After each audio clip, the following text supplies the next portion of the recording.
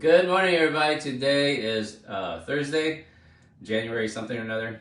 What is today? 12th, 13th, something.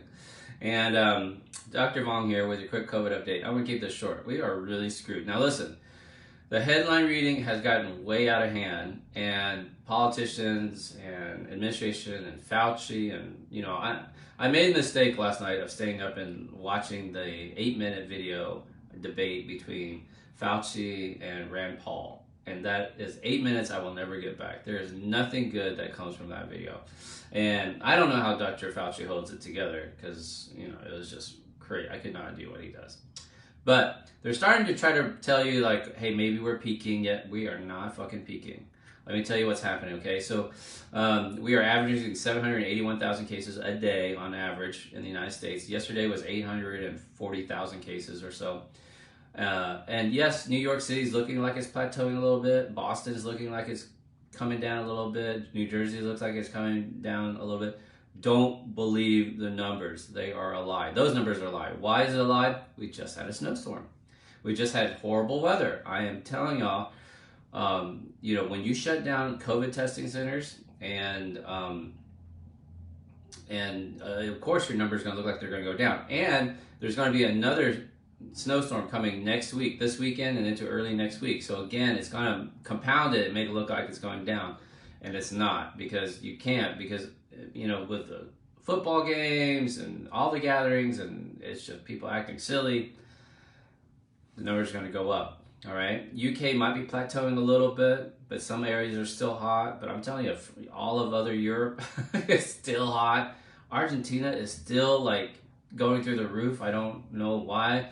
I mean, we are like a disaster show, man. We are, we are like a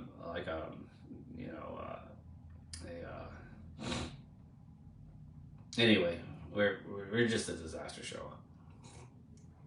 I want to remind you, South Africa is still averaging around 7,000 cases a day. So to do the math easy, let's say they went up to 21,000 cases a day average. Now that we're back down to 7,000, we're going to hit 800,000 cases a day or more. And, and you're talking about dropping down to a third? Like, are you kidding me? Like, I mean, what is that? Like 280,000 cases a day? 300,000 cases a day? You're okay with that? Like, no, we're not through this anytime soon. And all the shit they're talking about, and we're gonna send a mask to every American. Dude, you should have done that last year. We got all these tests for schools. Why didn't we test schools last year? Why didn't we have these sort of policies in place this last year? Should have already been done. And Pfizer's COVID pill, no. I mean, it's good. It's just they're not gonna make enough of it. By the time that we're through all this, Omicron is gonna be done. We're gonna be done with. Hospitalizations have gone up 85%. Deaths have gone up 50%. We're averaging 1,800 deaths a day. The rest of the world is still going up. Something crazy is happening in Argentina. Let me tell you, India is, something like 180,000 cases a day. And when India catches on fire, which it's going to because of Omicron, it's going to be bonkers. And guess what? In a few weeks, in 3 weeks, you're going to have all of these athletes coming from all over the world for the Winter Olympics in China. What could go wrong? What could go wrong? They just quarantined an entire city 75 miles outside of the Olympic site because they had a COVID outbreak. So, hey, bring in these athletes, we'll test them, we'll see. And the zero COVID policy will not work, But we're not anywhere near endemic, guys. And I know there's some talking heads sitting there going, like, we need to, hurry up and learn to live with COVID. I did a video, my last video, about testing, and I said, dude, this is the new state of testing. When you are hot, and if you look at the New York Times map of the United States, it is entire, it looks like a raspberry. It is all purple, magenta, black. It's bad. And, I was like, you just have to assume you're positive. I stay home, I sleep in the spare bedroom, I haven't kissed my lovely in a long time, I quickly hug my kid, I don't really go out, we order food, there's really no need to test. Presumptive positive. It's not going to change the course. And I've had people comment like, oh no, you need a test. Dude, quit coming at me with like pre-Omicron recommendations, all right?